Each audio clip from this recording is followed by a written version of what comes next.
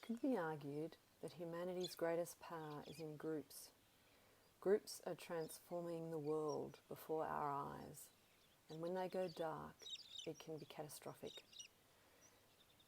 Whenever a group of people gather, an energetic group also emerges. Think of the presence of an individual, perhaps someone you love. The combined presences of each member of a group create a group spirit, or lexion. More than about 25 people, and the group spirit becomes a being in its own right.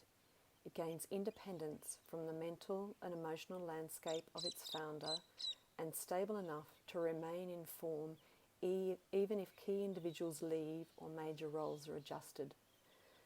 A new term, by definition, a lexion is that which emerges from the perfection of an archetype. The lex is what Plato referred to as the perfect form. It's the seed that contains everything in potentiality. According to Plato, for a horse to exist, somewhere there is a perfect essence of horseness. Creation is a multiplicity of emanations emerging from the one non-dimensional source.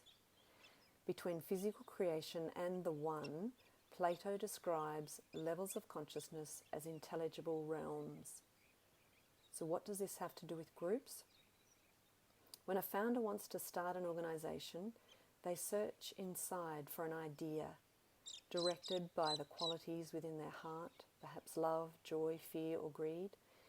They search within archetypal realms for a perfect form, for a lex that matches their desire.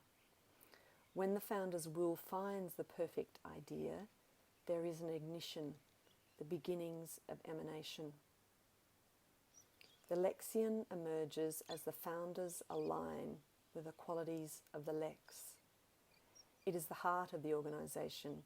It is an upturned vessel that receives the light of the archetype through the will of the founders. It'll be coloured by the spiritual, cultural, economic and geographical flavours associated with the founders and the place where it emerges. The elexion is further downstream. Think of organisational culture. It's more emanated. By definition, it is all that is imprinted with the qualities of the lex. It emerges from the substance of intelligible realms as people design systems in alignment with the lex. When interacting with the group, you will feel it is a kind of mental atmosphere that intuitively tells you the values and norms and therefore how to behave. The more attention, the more visible it becomes within intelligible realms. With enough attention, good, bad or ugly, it doesn't matter, the lexion becomes a being that is recognized by its flavor. Think of the feeling associated with your local primary school versus the local high school. Organizational integrity is retained when one or two people in the organization have an active, conscious relationship with the lex, and when there is a conscious, open relationship between staff and the elexion.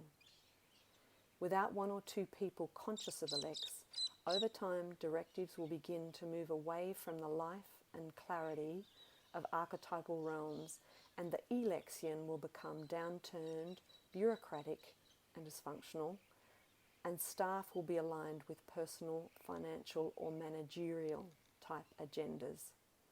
Without intervention, the elexion will follow the laws of intelligible realms, becoming a servant of global forces rather than a servant of the lex. The question for us as individuals and as members of organisations is, how do we retain alignment with our archetype? How do we retain alignment with our lex?